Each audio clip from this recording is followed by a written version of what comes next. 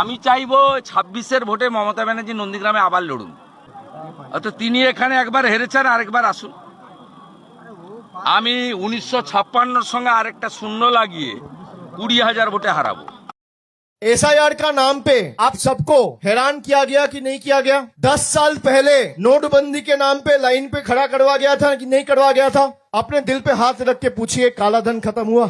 10 साल बाद आज फिर से आपको अपना अधिकार, वोट का जो अधिकार है, उस अधिकार को रखने के लिए आपको लाइन में लगना पड़ रहा है। पहले जनता चुनती थी कि सरकार में कौन बैठेगा, अब सरकार चुन रहे हैं वोटर कौन बनेगा। पूरा देश में 1500 राजनीतिक दल है और ये 1500 राजनीतिक दल में अकेला तृणमूल कांग्रेस का ताकत है बीजेपी को धूल चटाने का और हराने का। आप लोग सालों साल बीजेपी को मौका दिया है। जब फ्लड हुआ कोई भी बीजेपी का नेता दिखा गया?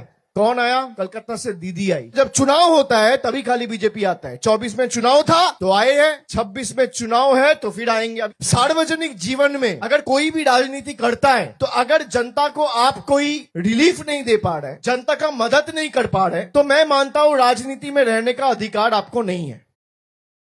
এবারে বিজেপিকে কেউ রুখতে পারবে না। ছাপ্পা মেরে চুরি করে বাংলাদেশি মুসলিম অনুপ্রবেশকারীদের ভোট নিয়ে আমাদের সঙ্গে ওদের তফাৎ 2024-এ মাত্র 40 লাখ, আর প্রথম রাউন্ড সেমিফাইনালে এসআইআর থেকে বাদ চলে গেছে 58 লাখ।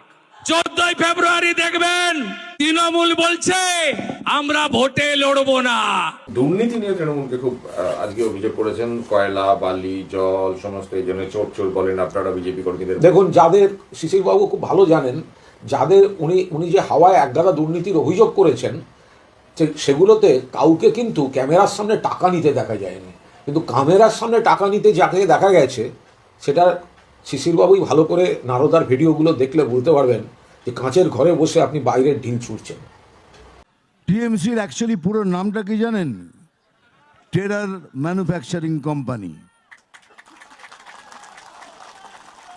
এরা টেরার তৈরি করা ছাড়া কিচ্ছু জানে না।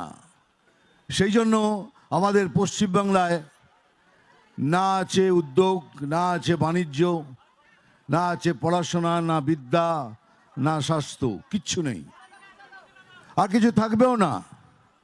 কেন? যাদের ধান্দাই হলো দুর্নীতি করা, তারা এইসব দিকে মন দেবে কেন? তাই দুর্নীতি হলো এদের প্রধান পলিসি, কি আমরা দুর্নীতি করব আর জিতে জিতে বারবার জিতে জিতে আসবো।